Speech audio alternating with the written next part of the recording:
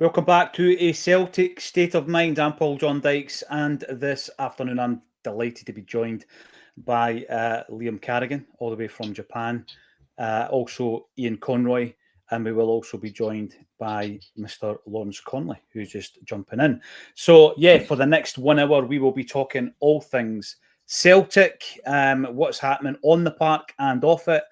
We'll start off with a wee bit of the football, shall we? Once Lawrence gets wired into his Wi-Fi, etc. And I'll start with yourself, Ian. It was good to get the football back.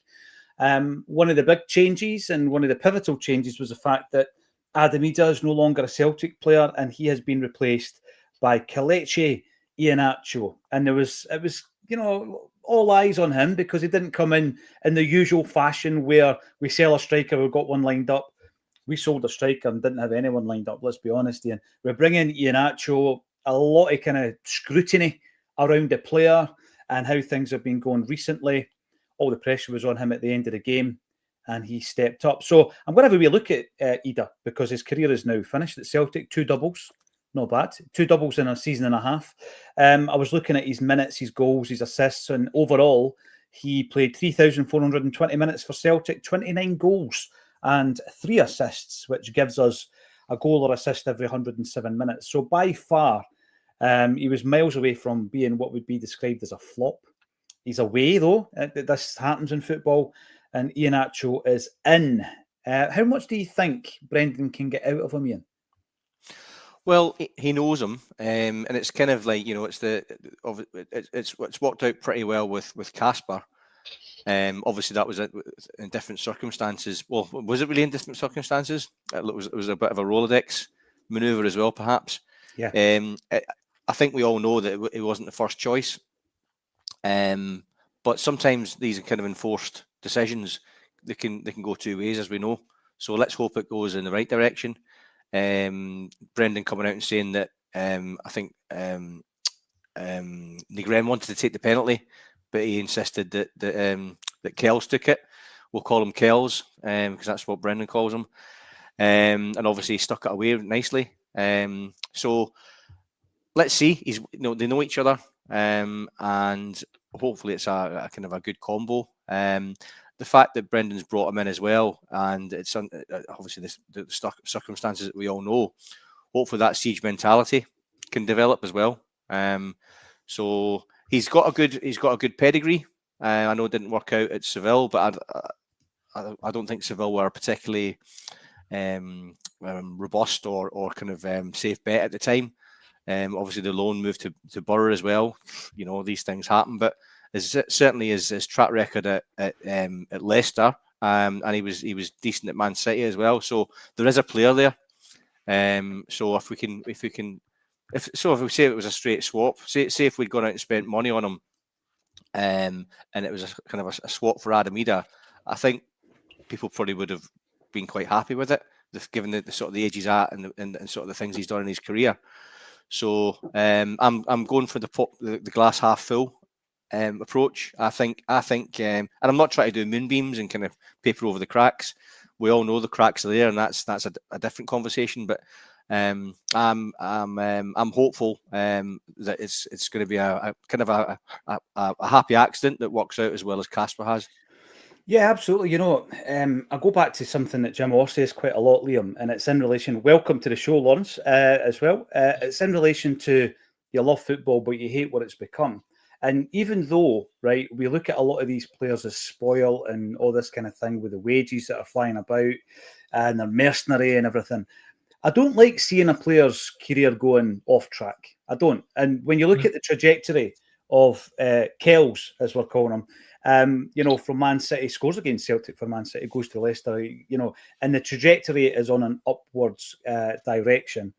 But the wheels have come off his career. Otherwise, he wouldn't be at Celtic, let's be honest with him. And that's no disrespect to us as a football club. But the way his career was going, it wasn't destination Glasgow. Let's just say that, right?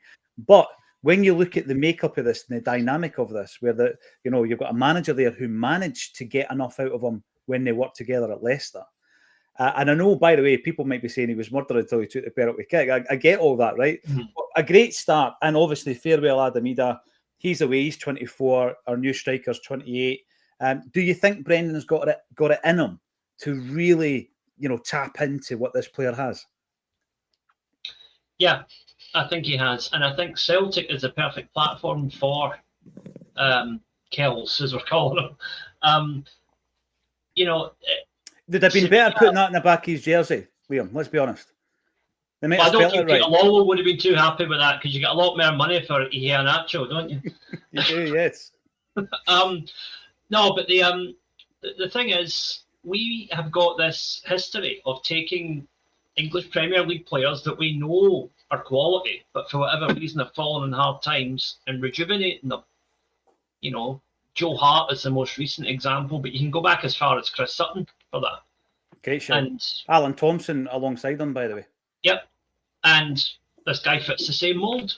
Yeah. A guy that we know can do it at that level, that for whatever reason, it's not worked out at a couple of different clubs, and now he's with us. And I think it was quite clear to see from the celebrations of that winning penalty that he's got in with the fans already, and at Celtic that is half the battle right away. So yeah, I think he'll do fine, and I think he will rejuvenate his career with us.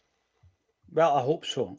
Lawrence, what's your take on this? We're talking the departure of one striker, the arrival of another. Great start for him, and it gave us all a wee bounce on Sunday night, didn't it? Yeah, listen, last-minute penalty winner in controversial circumstances, shall we say. Yeah, brother beaten down as a favour for a change. But look, we'll all hope he goes strength to strength. Does it excuse where we are and the fact that and how he's got here? Probably not. But, we're going to support him. He's wearing the green white hoops, and we're going to hope he gets his career back on track. But if we read that we knew Ida was going out the building for some time, Maida didn't want to be here, we still not replaced Kyogo. Just, there's not much you can say about it, but we managed to get a free transfer after the window's shut. Yeah, we're going to back him. His last two clubs haven't worked. We hope he does brilliant, but, you could say that about any striker. We're going to back him, and we hope he does really well for Celtic, once he wears the green white hoops. Yeah. The difference being, Lawrence, to replace two strikers. The big difference for me is it's Brendan Rodgers' his man. That's the big relevant point that I would take from this, because we're going to move on to what happens next with Shin Yamada and Inamura. I'm going to be asking Liam this, but the important thing for me is it might not have been his first choice, but at least we know it's a Brendan Rodgers signing. Oh, yeah, he likes him, but Kyogo and Ida's got to be worth 40 goals plus a season. He's come in to replace two of them, I take it. I don't know if he's going to hit the 40. I mean, there's a lot of goals out of the team just now. That's the issue. He's replacing one of them. I mean, he can't replace two players. Well, Celtic can't. We can't sign him to replace two. We've signed two strikers. We've signed Shin Yamada.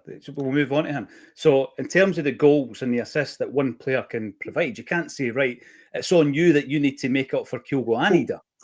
I think Shin's a project player. I don't think he's a Brendan player. I don't think Shin was brought in and he either replace Kyogo or Ida.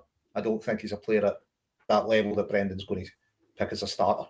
Whereas I think he'll pick Kells as a starter. Shin's project.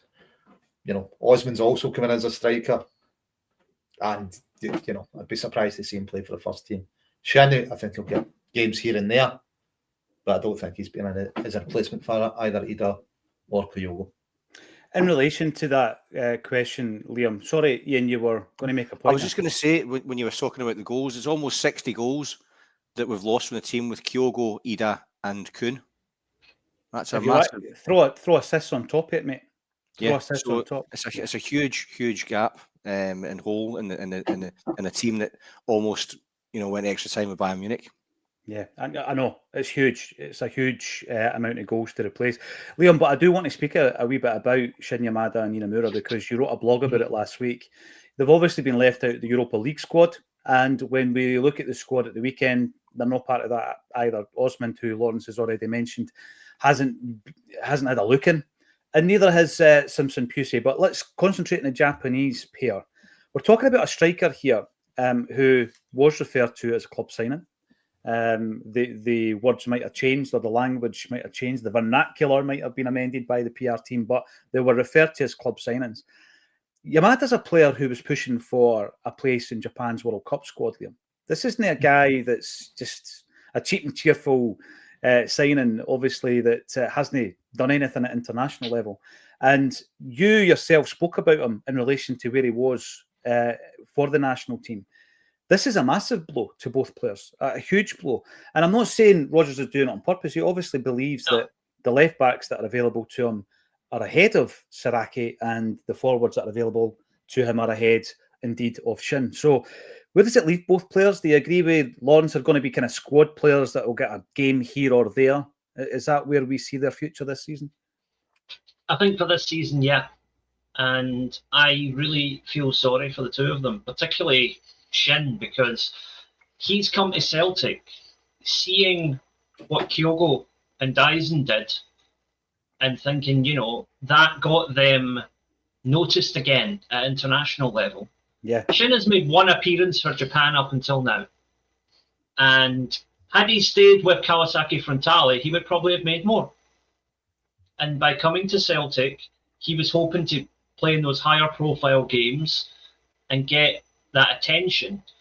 But by being left out of the Europa League squad, that's out the window. Because we all know that Moriyasu doesn't care about the Scottish League. He's only watching what the players do in Europe. Yeah. And if Shin's not even part of the squad, then what chance has the boy got? It's ridiculous. I made a point a few weeks back, guys, and again, we're going to get onto the board versus Brendan versus the supporters in a few moments, but I did make a point, and it was based on previous history and both times that Brendan Rodgers was a manager at Celtic, whereby he doesn't feel obliged to play players that he never signed himself. So I think he's given a few games to both of those players we've been talking about, but I just don't think he feels obliged if they're not his guys. Osman's younger. I mean, I'm not too worried about that. The fact he's not on the Europa League squad, he's a younger player. Simpson Pusey, don't know what the situation is with him. Will we see him against Partick Thistle? I hope so. I hope so. If he's here for the season and you want to utilise him, because he comes with a bit of pedigree, up-and-coming player at Manchester City. But with regards to my point, I don't feel Brendan has any obligation to play players that he's not rubber-stamped. He showed it with Marvin Compere. We can't actually even use Sved as an example because Rodgers left pretty quickly after Sved signed. But, Sved was mentioned in that interview near the end of Brendan's time. And then this time round, he's shown it as well. If it's not a player he signed, he doesn't. Novroski is an example. Lagerbielke, another one. If he's not signed it, the player, he doesn't feel like he needs to play them. Do you think Shin and Inamura are going to, kind of fall foul of that attitude? Sorry, mate, you're on mute. Potentially, and I think, obviously, if it says appendages on the block, he's got to pick the players that are going to do the job for him that he knows is going to get the results. I don't know whether, like with the likes of Nowosky and Simpson Pusey, I know there's been sort of murmurings sort of backstage about attitude and things like that, and we know that Brendan is he's a man of great manners and respectable guy, well brought up boy, that type of. So respect and all that kind of thing, he places a huge importance upon that, as we do as a club. Look at the likes of Tommy Burns and all the greats, the Lions and things like that. The kind of the attitude that they exuded, just the class and the decency. So I noticed when Simpson Pusey was coming out before the Kilmarnock game, I think it was, he was sort of, when they're on camera, he's kind of on camera, sort of slapping everyone's hands. He could have done that in the dressing room. Maybe that was a bit of a kind of a lead character syndrome moment. With Nowosky, remember at the awards when everyone's all dressed and suited and booted and he's got his shirt, and it's like little things like that, little details. Perhaps it kind of shows that he's a bit of a, again, like lead character or whatever, or a bit rough around the edges, and it sort of contravenes the standards that Brendan's setting. It's a potential. I'm only surmising. So, but of course, I can't imagine that the Japanese boys would exude any of that kind of stuff. I think they'd be the opposite. So, but we have to understand, and Brendan's come out and said this before, that there are going to be club signings, there are going to be sort of prospects that the club sign, but it's not going to be like that kind of Brazilian manager that played the likes of Rafael Scheidt. So they could get big transfers, gave them one cap for Brazil and it increased their value. So I don't think there's any of that kind of shenanigans that Brendan would suffer in order to sort of try and sell on players. He's just got to deal with what he sees in training, and put the best team out there. Again, I keep saying it. I think a change of system would be good. You know, it might be able to afford us to sort of accommodate the likes of Shin up front. You know, with a supporting team member.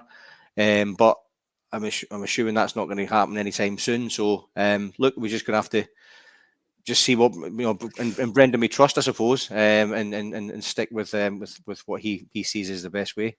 The thing is, Ian, the reason when you mentioned Raphael, it was because he was mentioned on Friday night. So I was sitting there. There's a nice wee backstage bit in the Greenock venue that we were using, and obviously the promoter had laid out sandwiches and stuff for Petrov, Hartson, and McNamara. And I don't know why his name was brought up. I never brought it up, but Raphael Sheikh's name was brought up between the three guys. And you just know, right, when somebody's not good at their job, when they say he was a nice guy, and I've heard a lot of people saying that about Michael Nicholson in the last few weeks as well. But they were just going on about Raphael. They're just like, you know, this guy should never have been at Celtic. Simple as that. He should never have been there. I'm going to come to you, Lawrence, right? Because I've said this for quite a few years, and we've had discussions about it on Acsom time and time again, talking about there's a kind of purgatory for Scottish footballers who are not part of that first team squad. So we know that they're not going to go out on loan per se. They're not going to do all that kind of stuff and get game time. We also know there's the cooperation agreement where Celtic can actually, outside of the window, they can give players to Ayr United. Right, okay, that's fine. I can see Osmond maybe falling into that category. Lawrence, maybe even Johnny Kenny. I don't know if he's not going to get game time. But you don't say to Shin Yamada, do you? A guy who is in and around the Japanese. So he's in that purgatory space of Scottish football where the B team will not do. He's not going to get in the first team. He can't really go out to Ayr United on that cooperation agreement, and he just stagnates. And that's my concern for a lot of these guys. Well, I think Brendan likes to run with three strikers. So I'm going to count my head as a striker. You know, goodness knows we've got enough left wingers, so we don't need Maid to play there. So it's going to be Kells, Maid, and the best of the other strikers, or whoever's viewed best. Who do you think that is? Who do you think that is, Lawrence? Who do you think the best of the rest is? Listen, Johnny Kenny's showing great attitudes, but and great desire. Not really seen enough of Shin. I think you could toss a coin between the two of them for what we've seen in them. Who's going to be the best of the rest? Who's best long term for us to develop? Are we better to develop Kenny or Shin? Well, we've just signed Kenny in a long term contract, and Shin's just come in, but it appears to have come in without a plan for him, which is a bit worrying, you know. We brought him in. Is he going to get any game time? Probably not. You know, he's third choice now. And if Maid and Kells stay fit, when's he going to get used? I can't see him unless he can play right wing, because we don't seem to have a lot of him at the club just now. There is a dearth of right-sided wingers at Lawrence. But this is the thing. It's about squad management, Liam. And yeah, even if you want to run with three strikers, you're going to have a few surplus to requirements. And it's about what do you do with them? Because this stagnation is no good for anybody. It's no good for the player, obviously. Celtic can't get the use of the player. The value of the player's probably not even going to be maintained, never mind increase. So what do we do with Shin Yamada? I mean, the way I framed it in the blog that I wrote last week was that, you know, I feel that the two of them are basically sort of caught in the crossfire of a war between Rodgers and the board. And I think both parties are kind of culpable here, because on one hand, if the board should have spoke to Rodgers before they signed them, and if he said, look, I don't fancy these players, then they shouldn't have been signed. But Shin in particular has been sold a false bill of goods, in the sense that he's been told, come to Celtic, score the goals, be the main man, and you might have a chance of getting in the World Cup squad next summer. And that is completely out the window for him now. Yeah. Now, Inamura is a young player. He's less than a year into his professional career. Bear in mind that because of the college system over here, players are generally about 2 years behind Scottish players in terms of development, right? So although he's 23, it's more like a 20 or 21-year-old in Scottish terms. So he is a development player, and he will have been told that he's coming to Celtic as a development player. But again, he's probably thought that he's going to be the backup to Kieran Tierney. And I'm guessing that whoever sanctioned the signing, assuming it wasn't Rodgers, probably thought the same thing. And then Rodgers went, no, just not. And I think that's a wee bit out of order on Rodgers' part. But I think it's more out of order on the board's part, or whoever sanctioned these signings, to bring them into the club when the manager isn't going to play them for whatever reason. That's why you have to get, I don't care if it's a development or a future sport, every signing at a football club needs to be approved by the manager. Yeah. That's just common sense, because if you don't do that, what's the point in signing a guy if the manager's going to go, nah, it's not for me? That's why I always find it almost like patronising, Liam, where the club continually say every single signing is sanctioned by the manager, because you just know in scenarios like this that it's not true. You look at Marvin Compper; he's become a joke figure. Marvin Compper was a German international, and we sign him, and he plays 60 minutes. I think it was 60 minutes of football against Morton. Was it in the cup? Never seen him again. Ended up playing for the B team at Capello.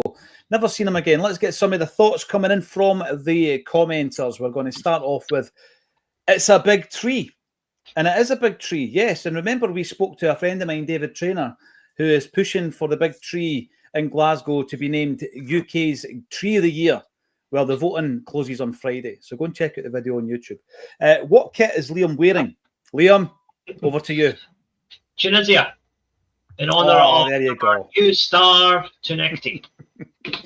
That's where things start to pick up on this show, when we start talking about that lad, because that was a tremendous display. And AR comes in so that Lawrence doesn't feel left out. Is Lawrence the third Oasis member?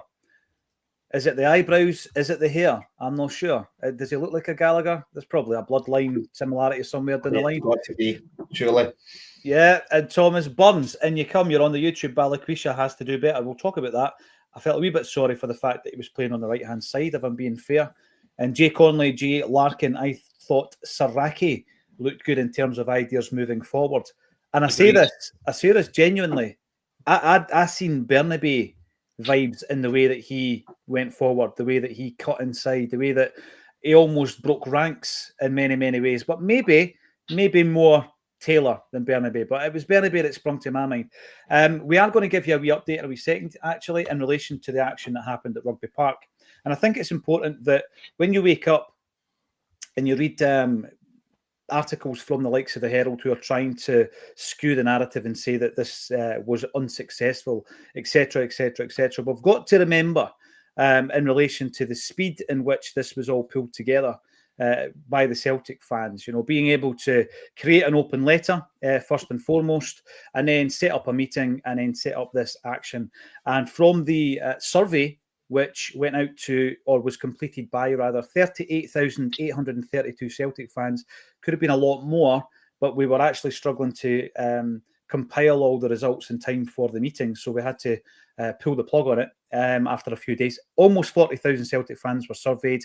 93.7% of them were in favour of a late entry protest. This went to the meeting last Wednesday, and most of, if not all of, the main groups were present and represented at that meeting, and it was decided that this was the first of many actions to take place. Now, this is what happened, guys. This is what you need to do. Back in the day, it was an old clicker at the turnstile.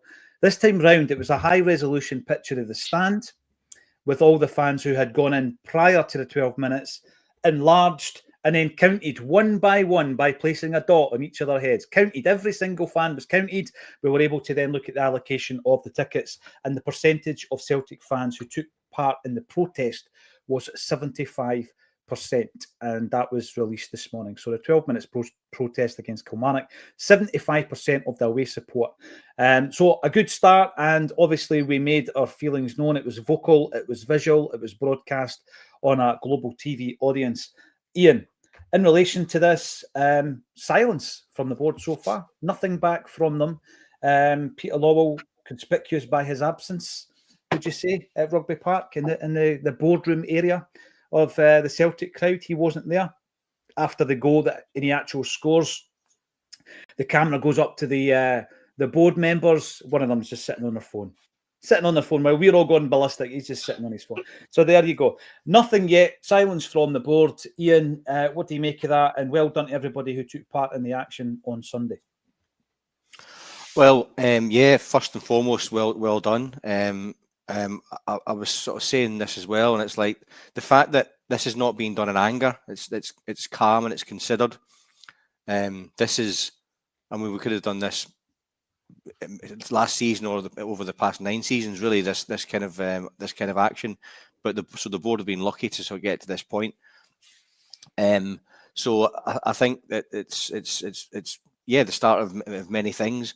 The board, obviously, I think they are disengaged. They are not with the fans. I mean, you know, it really is kind of like the old sort of toffs, you know, with their top hats and monocles, you know, kind of looking down upon us, you know, and it's you know, put another peacock in the oven, Jeeves, you know, with a pinky hats and unicycles. Oh yes, yeah, exactly. So that it's kind of, you know, if you'll imagine the kind of scenario, but that's kind of how it seems, you know, that we're the peasants, but quickly they'll realise, you know, the intellect and the articulacy that you know the fans have kind of come together, and will continue to do this until we can provoke some kind of positive action and change. I was interested to see. I didn't actually notice during the game, but the images of the 4 characters that I thought it was Mackay, Nicholson, and Lowell, but also Dermot Desmond was on that as well with the no sign over their faces. So you know, I certainly think that Dermot Desmond is the main sticking point. You know, in terms of the culture being set. So as I was appeared with Liam yesterday on Celts Down Under, and I was saying, you know, it would be amazing really if the board came out. I think we'd all maybe love it if they came out and says, look, we get it, we're sorry, let's have real engagement, let's all come together and see how we work our way forward. You know, because it could be workable, but the way that they're acting and with the silence, it's just making it their positions more and more untenable. And you know, I noticed on the This Is Acsom episode with David Lowe, and David Lowe always speaks with a lot of sense and articulacy as well. And he was saying, you know, it'll put any decision they'll take their time, so it makes it look as if it's their decision rather than having their hand forced. So I think there's a lot of that going on as well. This is just the first step of many. And you know, we're in it for the long haul. We're Celtic fans. We're here forever. They're just passing through. Another thing that David says. So you know, let's just crack on and do what we need to do. Absolutely agree with that, Ian. One thing I would say though is, right, taking the fan action out of it for a moment, had the hit piece in the Sun happened and the fan action wasn't, because Liam, there's been a lot of frustration for a number of years. This is not knee-jerk. I keep explaining that to anyone who asks me. This is nothing to do with this is not solely to do rather with getting knocked out of the Champions League by Kyra. It's not due to another poor transfer window. This is this has been an escalating issue, and the tipping point happened this summer. It's simple as that. But if the action hadn't kicked in and that hit piece still happened on Friday, I would suggest that moves that may be happening in the background just now would have happened. Therefore, going back to the point that David Lowe made really well on Friday night that Ian spoke about, if there was to be a change in relation to maybe Peter Law, let's focus on that for a second, right? If Peter Law was to be removed from office or was to step down quietly, it may well be in response to Brendan Rodgers' press conference on Friday. It may well be in response to what happened in the Sun newspaper a week before that. So the fan movement, and yeah, I get it, the club doesn't want to be showing their hand and saying, oh, the fans have demanded it and we have basically bowed down to that. It could be because of the other issue that has obviously come to the fore, Liam, and that was that this story has been leaked to that rag. I honestly think we're headed towards a binary choice here for Dermot Desmond. He's supposedly pally with both of them. Who does he go with, Brendan Rodgers or Peter Lawwell? Because it's becoming apparent. There you go. It's becoming apparent he's going to have to choose one of them, because the two of them, It's They just not, can't work. They can't not work a together. functioning relationship. They can't bear to be in the same room as each other. And let's just call it like it is. I don't know 100%, but the words, everybody online seems to think that Lawwell might have been the one who leaked that story to the Sun. I have no evidence to prove that, but that is what most people think. And his silence and his lack of any attempt to be seen to patch things up with Rodgers is only playing into that rumour. No, it does. It does play into it, and it was a great point made by your Uncle Lion had saved that, and you obviously echoed that without having seen it. I think coming over to yourself, Lawrence, Peter Lawwell won the first battle because Brendan Rodgers walked. Will he win the war? That's my big question to you, Lawrence. Well, Brendan's going to see out 3 years. You've got to ask, what's Peter's objective? How will he know when he's won? Was getting out the Champions League part of that, making sure the manager didn't have the tools to progress. What's his end game? Is it just he wants Brendan to leave the club? And if it is, well, he'd only commit to 3 years anyway. Giving him the tools wouldn't have guaranteed that he would have stayed. Only thing it did help was Celtic not progressing. Mm-hmm. So, will he win the war? I don't know. What's a win for him? Brendan leaves after 3 years. Well, it was looking like he's going to leave anyway. So, I think the war is. Is he not prepared to wait for the end of the season? No. Peter stays is him winning. Peter Lawwell stays is him winning. Do you think that's his objective? I won't give it so as I can stay. Do you think if he delivered for... No, that's not what I'm saying. That's not what I'm saying. As we sit here right now talking about the situation, right? If Peter Lawwell stays to the end of the season, he'll be feeling that he's won because Brendan leaves. Brendan will leave at the end of the season if Peter Lawwell's still at the football club. Yeah, I think it was looking Brendan was going to leave anyway, so it's mystifying. It's not what he said on Friday, mate. It's not what he said on Friday. It's not what Brendan said at the press conference. He wants to stay. Yeah. He wants to stay at Celtic. That's what he said, and he made that pretty clear. I actually think you can read through the lines here at what Brendan was saying. He made it pretty clear, I want to stay at Celtic Football Club. He's also said he's happy with everybody at the board. Great relationship. So. He never named Peter Lawwell. He never named Peter. Take press conferences for what you want, but I think whoever's not delivered for Brendan, could they not say, well, I'll deliver and we'll see where we are at the end of the season? Was it that important to put a smoke in the works to try and essentially make the job harder for Brendan? If he's making it harder for Brendan, he's making it harder for Celtic. Does Peter stay? It's down to Dermot Desmond, isn't it? If he stays or not. That's really what you've got to look at if Peter stays. The fact the club, they released a car crash statement. I think everybody's acknowledged that, it's like... Except Celtic. Prince Andrew at Woken Pizza Express. And there's just silence from them from now. It's just utterly bizarre way to tackle a crisis. We just won't speak about it. Maybe it'll go away. Is that the belief? Don't say anything here. See, on that note, Lawrence, right? And by the way, I'm not disagreeing with you. What I'm trying to do here is throw out. I'm trying to be as fair as I possibly can to all parties here, right? What Lawrence was saying there, Ian, in relation to making things difficult deliberately. Basically, that's what you're saying, Lawrence, right? Make it difficult. It looks that way. Yeah, from what I understand from the football side at Celtic, there's guys in there can't understand why the signings weren't delivered. Everything was in place. They just can't understand it. Especially when you see what they can do, some of them. Anyway, but what my point is here, Lawrence, right? Let's just say, for argument's sake, it comes down to complacency on the board's part to get the job done because they're looking at Celtic, they're looking at Brendan Rodgers, and they're saying, you should be able to progress against Cardiff. I don't agree with that. I think we need to get the business done early. I've said that all along. But, as fans, we go right to that point of you've done this deliberately.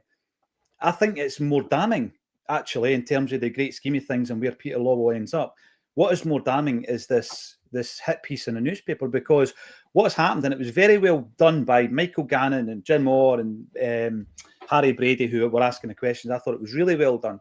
They basically got what Brendan wants out of this situation. They got that out of him, Ian, right? And it was that the person needs to lose their job. There needs to be an investigation, and that person needs to be taken to account over that. So in relation to maybe the inner workings of the Celtic Board's minds, why they didn't strengthen the squad, it might have been complacency, but I think what's going to be more damning is the outcome of this so-called internal investigation, if indeed it goes ahead, Ian. Look, Brendan, and I never called him this, when Brendan went the last time, he was called a rat, which, is completely wide of the mark. But whoever did this hit piece is a rat. And to have a rat within your ranks, we were having the team leaked for over a number of years, whether it was the same individual or not. That's a rat. That's rat-like behaviour. Yeah. So these people need to be weeded out. If we're going to try and create a siege mentality, and unite internally and unite as fans and all that kind of stuff. If you've got someone within the ranks who is untrustworthy, who is self-serving, who is just will do anything to save themselves or to propel themselves or just to make good for their own nest, they've got to go. That's not a team ethic. That's not something that anyone can suffer. I work in sort of managing people and managing things as well, and it's like you can have someone who's fantastic at their job, but if they don't cohese within the team, if they're not made of the right stuff, then you've got to move them out. Otherwise, it's detrimental to the whole thing you're trying to achieve, whether it's to delivering a project or a successful football team, to deliver on the park. The infrastructure is so important to everything. So, and if Brendan Rodgers is working in these conditions where someone who's supposedly be there to sort of back him and support him and be an ear to, or a shoulder to sort of cry on, or to an ear to listen to, is actually working against him is absolutely scandalous. So, look, we don't know if it's definitely Peter Lowell, but a lot of the signs point to him, and I understand there's been a bit of a history with that particular rag and Peter Lowell in the past. It's a horrible way to go about your business and conduct yourself. It's not how a gentleman should act or would act. And I think Brendan Rodgers is a gentleman, a highly intelligent man, and he's a vastly experienced man as well. So there's no flies on him. So I think that they've kind of poked the bear a little bit. And I'm well known to love Brendan Rodgers. I love the guy implicitly, and that was only kind of galvanised and reinforced after his press conference on Friday. I don't always agree with his team selections in terms of his in terms of going for the 4-3 all the time, but that's the only sort of gripe I've got. But other than that, I think we're lucky to have him. The fact that he came out and said that he wants to stay, and it was always part of his idea was to stay longer than the 3 years, and that would mean that he's brought success, and it's sort of ticking the metrics that he wants to achieve.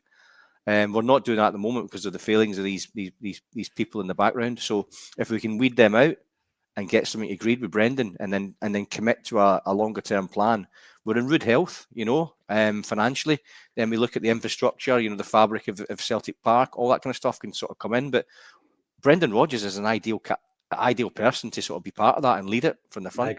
I agree with you. Yeah, I really do.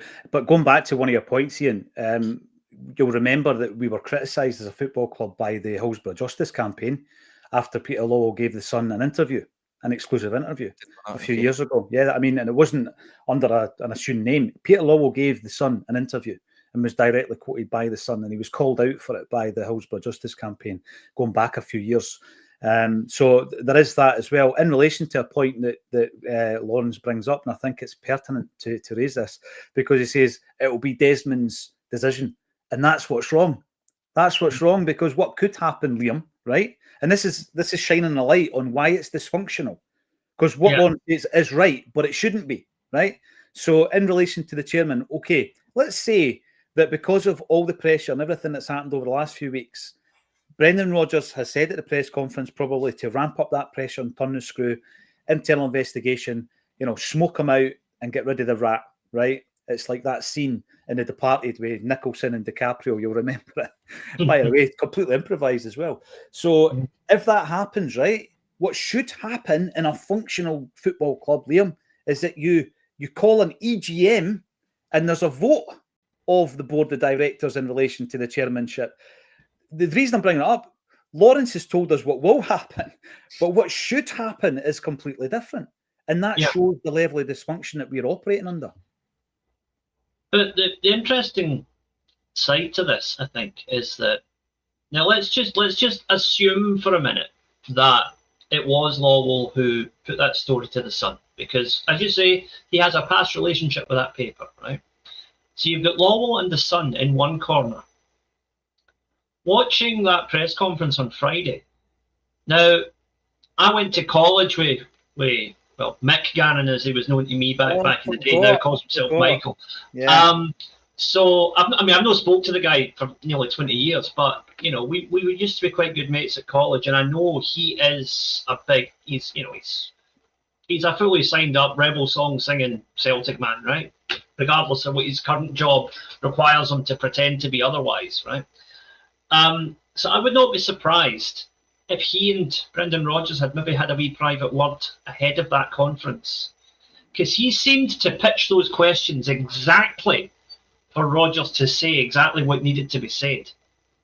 And, you know, it also gave Mick exactly what he needed for his newspaper. And we all know the Daily Record and the Sun do not like each other and have a history of rivalry between them. Mm-hmm. So to me, this seems like we've got Rodgers has got the Daily Record on side with him. The Lawwell faction or whatever faction is working against Rodgers has got the Sun on their side. And I don't particularly like either newspaper, but I would probably side with the Record over the Sun if I had to choose one. And I think most Celtic fans would probably feel the same. It's a good point. It's a very good point that you make. I'm going to finish off this stage of the conversation by asking you a simple question. In your belief, who is going to last out the season? If you were to pick one, is it going to be Brendan Rodgers or Peter Lawwell? And I'm going to ask you first, Lawrence. Who's going to last the season? Without doubt, Brendan will last the season. You can only pick one? Well, Brendan 100% is going to last. Brendan, I think, will be a man of his word, and he'll definitely do the 3 years. Good. So Brendan will 100% last. I don't think there's any query in that. I think the question is, how long does Peter Lawwell last? It's not whether Brendan will see the season out. I think Brendan will definitely see the season out. Are the Wolves closing in? No, the reason I asked the question is because the last time Brendan Rodgers left, when they came to Loggerheads, Brendan Rodgers was... Oh, no, 100%. I think since he's come back, he's been clear he'll see the 3 years out. You know, I think he was looking for a bit of...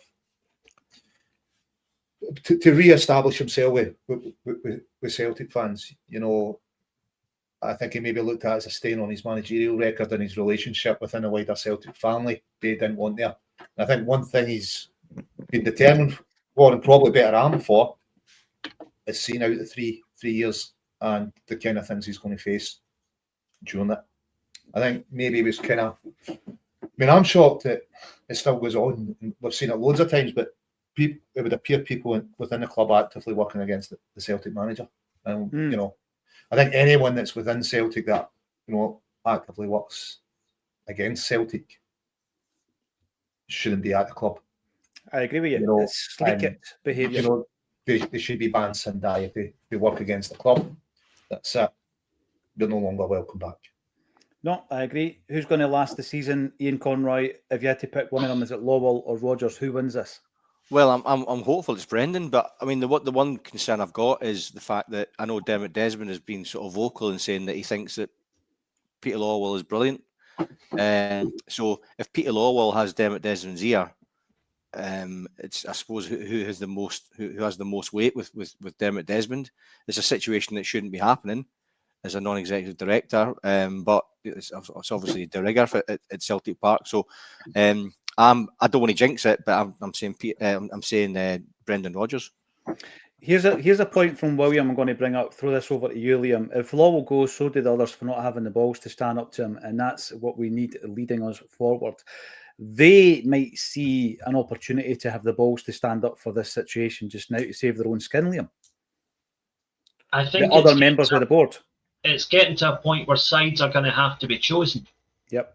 Because, as I said a minute ago, there's two very distinct factions appearing here. You've got the fans and the manager on one side.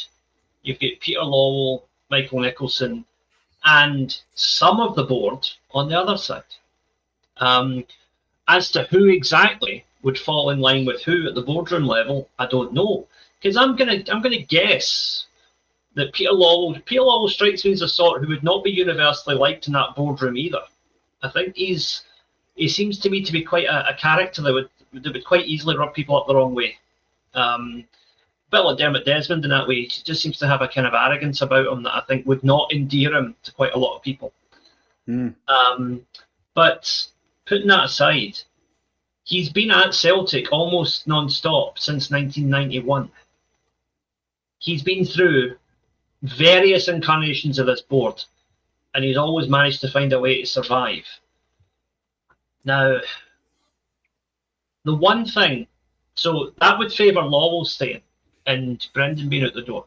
But the one thing that makes me go against that, Dermot Desmond is primarily a money man, right? Capitalist, if you like. That is his god. That is his bottom line, is money. And it's going to get to a point, if the fan pressure continues, if the reputational damage to Celtic continues through the incompetence of the transfer window, if we have another window in January like we did in the summer, for example, then the path of least resistance, if you're a billionaire trying to protect his investment, is to get rid of Lawwell and Nicholson, because it sorts out the corporate side of things and it appeases your customer base at the same time. And it might be the only way to kind of call off the dogs, in the sense that we want full boardroom change. Desmond could save himself by putting those two up as a sacrifice, potentially. Almost meeting in the middle, Liam. I get it. And I also think that when this type of thing happens, no one gets exactly what they want. And I think that's something that I'm going into any kind of action or movement with that in my mind. You can make this is what we want, right? But to actually get 100% of that is very, very unlikely. I find it interesting that when Peter Lawwell first came to Celtic, you said it was 1991 there. I remember who appointed him at the football club. It was Terry Cassidy. And the thing is, he was brought in at that point as almost on a consultancy basis to sort out the finances at Celtic, because they weren't very good with money. And you look at the situation now and you think, right, well, we're not very good at communicating in PR. Maybe we should get somebody in here, right? A hit team to come in here and sort this out for us. And had they done that, I think already we would have had some form of communication from the football club, even like a placement statement, if you like, or a communication to all the fan groups. Nothing has been done. Not one part of that has happened so far. So this is going to be a very interesting few weeks ahead of us. Talking about getting business done early next, I'm going to bring in some of the comments that have been filtering in. Stephen Ray, Rodgers said he'd sign a new contract if the club are aligned with his vision, and has put the board in a predicament. That has put the board in a predicament, absolutely. If Rodgers leaves, the board are basically saying we're happy with domestic success. As we said, Stephen, I think Brendan's very, very cute, very intelligent, and every single word is deliberate. So you're right, the kind of he's backed the board into a corner with that one. Franny McKeown comes in. Brendan, brilliant picture with Franny and Chalky Aldino. Brendan, unfortunately, will probably stick with the same midfield for now to see if the performance improve. He's far too loyal. Players should be selected on form, not reputation. And I'm going to bring in the urban culture again to say the Dunhill Cup should be on the event list for a protest. I wonder why. Who could be there?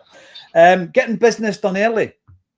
Ian, yeah, we're football fans who demand instant gratification. We want it, and we want it now. We get all that. I actually don't think we should be buying for that particular qualifier within the same window. I think you should be better organised than that. You should be bringing players in January, maybe even last summer, to make sure that when you go into a qualifier, you are prepared. We didn't do that. And when you watch the game at the weekend and you look at the impact of Sebastian Tunekti, who, by the way, is currently doing a press conference, which Chris McElwain is attending on behalf of Acsom. You think to yourself, imagine we just had a wee bit of that creativity.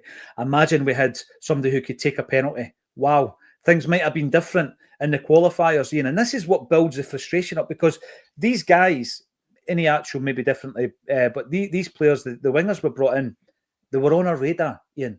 They were part of the process that Lawrence talks about, of identification, of scouting, of looking at their data, if needs be, actually going to watch the player. They were already on our radar. We didn't get the business done. What was that, mate? Well, I think we're looking to sign 3 wingers, and they were the top 2 targets. There you go. So there you go. I mean, Balakwisha's name is linked to Celtic for months.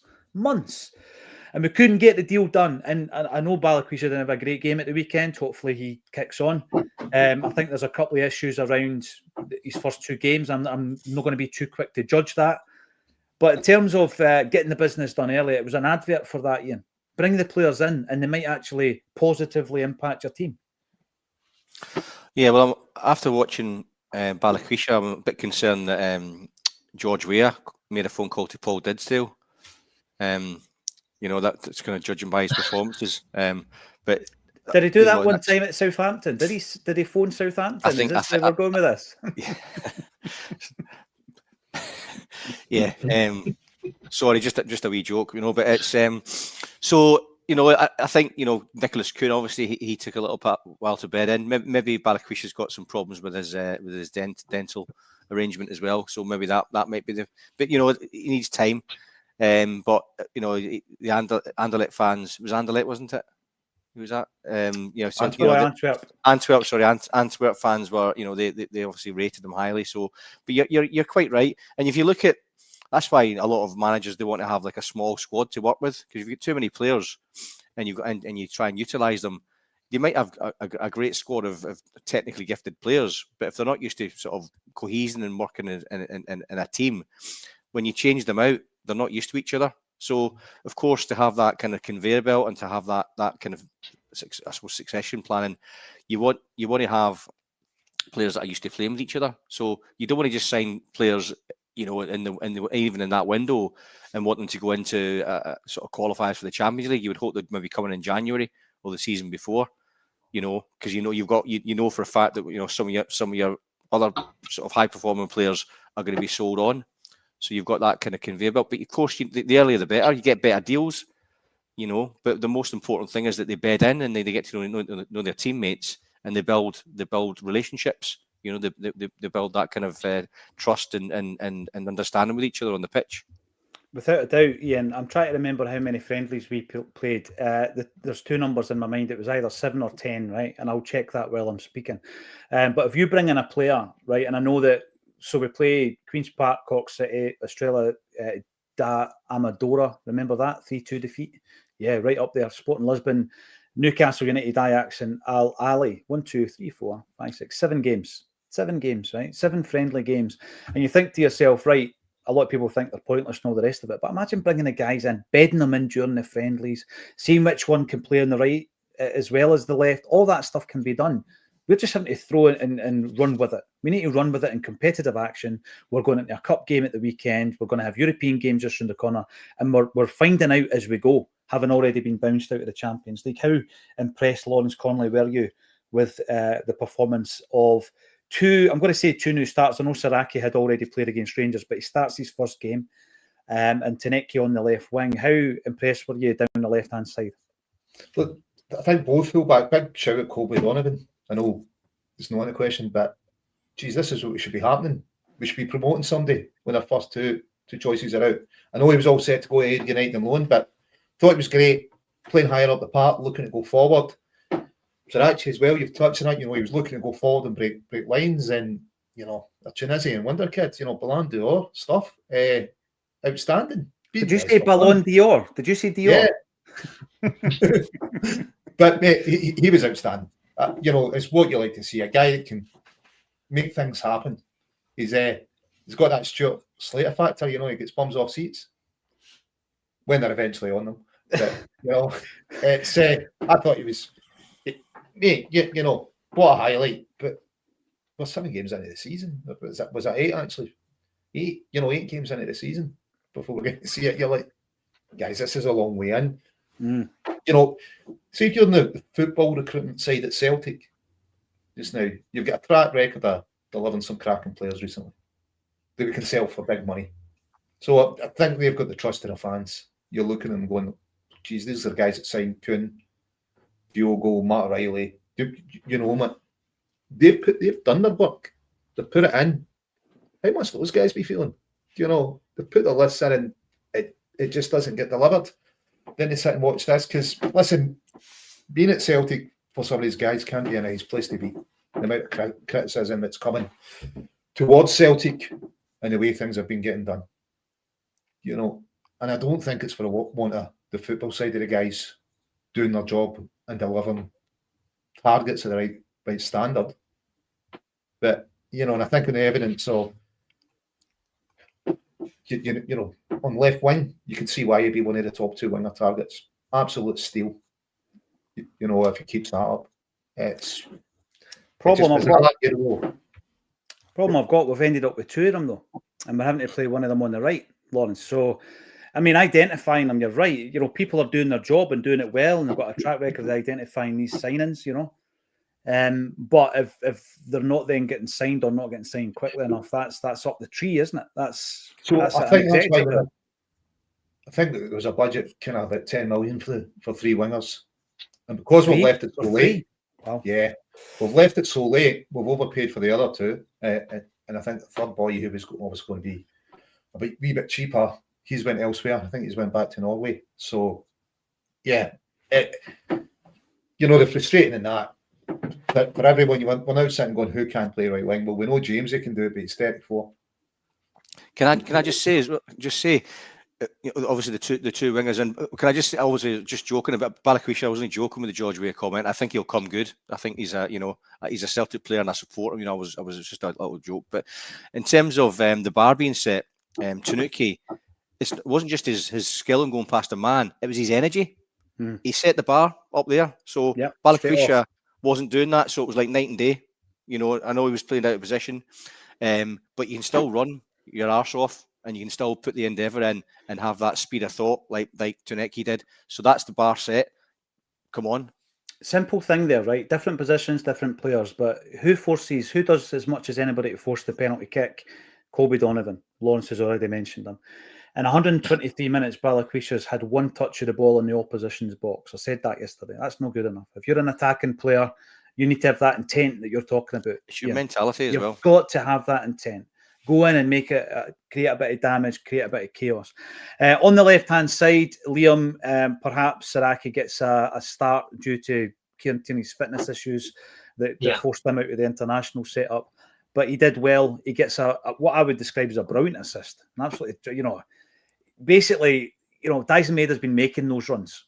Kyogo used to make those runs. It was just about putting the ball where it needs to go, and that's exactly what Saraki did, and it was brilliant to see. I think he ran out of steam. That's understandable. He's not played a lot of football in the last 12 months. How did you feel we looked down the left-hand side? Positive. Yeah, I think it's. I think Saraki would benefit from a start, and also, you know, the issue with Kieran Tierney. But yeah, he's, put it this way: if we were not considering Kieran Tierney and who he is and who we've signed, did Saraki come in and do enough to warrant starting the next game? Yes, he did. It's that simple for me. If you take Tierney's past reputation out of the equation, has Saraki done enough to keep his place? Yes, he has. And I think that's the kind of brutal way you have to look at it at the moment. So he starts against Partick Thistle. I was just seeing this morning, actually, Kevin Clancy's the ref for that particular game. Sorry, Ian, I cut you off there. I was going to say, the fact that his delivery for Maeda's goal as well, it was quick. That's another frustration, you know, with a forward sort of playing on the shoulder and wanting a quick pass, and either a defender or a midfielder is taking a touch or 2 or 3 too many and losing the opportunity. Sriracha, you know, he saw that Maeda wanted the ball in quickly, and he delivered. It was a great cross, but it was the speed of thought to get it in quickly as well to maximise the opportunity. Yeah, you're right. And by the way, you're allowed a bit of humour on Acsom. You know, humour has not been outlawed, not yet anyway, Ian. But in relation to Balikwisha, what I would say is you're throwing him in for a game at Ibrox against Rangers. Some people find that tough. I can understand why. And then his second game, plastic pitch, the way Kilmarnock play, hosing down, out of position. So I get all that, and I do hope that he comes good, a la Nicholas Kuhn. We've seen what happened with him. Bringing in a few of these comments before we wrap it up for today. Thanks everybody for getting involved. As always, AR Terry Cassidy. Yes, I would love to interview him. Bring Terry on the show. Why not? Where is he now? AR, where is he? Come on. Let's track him down. Let's get him on the show. If you are an associate or a family member of Terry Cassidy, let us know where he is. I want to speak to him. At least he spoke to the press and put his name to stuff. Yeah, he didn't mind that, did he? He didn't mind that. And he went to one of the rallies, which we're going to share. He went to a Save Our Celts rally, the second one. I'm going to share that in the next few weeks. At least he was willing to put his name in a statement. At least he was willing to face up, because everything's landing in Brendan's shoulders to make any kind of statement for the club. No, we had it before with Lenny. During COVID, everything landed in Lenny to make statements. I know. You're right. And I think that's unfair. He's been the only spokesperson, and it adds an extra layer of pressure on the gaffer. And it was the same with Neil Lennon. Ian Roy comes in our 30-man team of media people that can type up a statement or go and speak to the press instead of sending out the manager to face the music every week. Or even answer the phone on deadline day. There you go. Ian Roy. I know. Who's got the pager? Right. I hope Brendan stays, but the lure of a top job in the PL may be too much to refuse, especially Man United. Professional players and coaches will go anywhere if the money is right. That would be an interesting development if a big job became available, Ian. I don't know. There's something different here. There's something different with the way that Rodgers is talking about this when he's asked the question. There's a determination about him as well. And I'm going to bring this in for balance. Barry McCluskey says, devil's advocate point of view here. Brendan calling another employee a coward in public, sackable offence. If it's not true. if the coward is found to be the rat, then I think he might get a rap on the knuckles for saying it in public, but he should keep his job, I think. Bradley 8U just moved into first house, painting, listening to Acsom. Enjoy the new house, and hopefully you've enjoyed the last hour. Have a great time with you and your family in there. Dexter, final comment of the day. When the Adidas figures are down in Scotland, no doubt there will be an email coming someone's way. By the way, right, there's one thing I would say on that. See, if you're a professional organisation and you don't promote sufficiently the product, then it's on you as well. Now, there's no way, right, an anonymous Twitter page, because that's what the Celtic Football Club page is. No one puts their name to anything that goes out. There will be someone or a team from that 30 that you mentioned, Liam, who are responsible on a day-to-day basis, yet they were scared to post on X that there was a new merchandise drop. Listen, it's almost like a bot. You probably could have set it up on a bot. And for the fact that they've not done that, they have not 100% promoted a new range. So, yes, they would have got an influx. You could have turned the comments off if you wanted, but you had to promote it, and they didn't. I seen the email drop this morning, though. I got the impression that we were just doing the bare legal contractual minimum with that. It was on Instagram, I think, but not on Twitter, depending on the toxicity of the platform. Sorry, was that 10-year extension? Was part of that? The fact that they're going to be promoting Adidas and that we're becoming an elite team in the Champions League. So failure to qualify for the Champions League, it can't have landed well either. I know obviously they've got many teams in the Europa and the Conference League as well, but if you're going to put a team into the elite category, you're expecting that they're going to be in the main Champions League. With that. That's going to be a massive gauge for them as well. Listen, it's been brilliant as always. It's a Tuesday afternoon and we're still talking football as well as the boardroom battle. Thanks everybody for getting involved. If you want to get involved even further, the links to Liam's blog are under this particular video, as are the tickets for our various events that are coming up and our shop. Thanks everybody for supporting what we do, and thank you to Ian, Lawrence and Liam for joining me on A Celtic State of Mind.